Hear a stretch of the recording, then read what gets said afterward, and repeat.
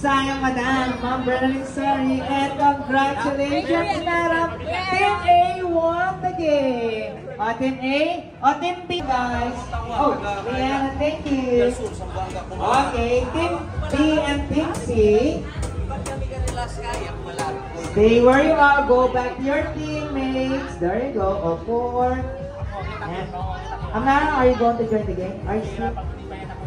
Okay, Amara will be the 4th one to join. You'll be the 2nd one.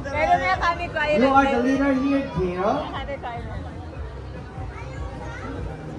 We're gonna play the alphabet collective brain game. For example, so mom and daddy need to help.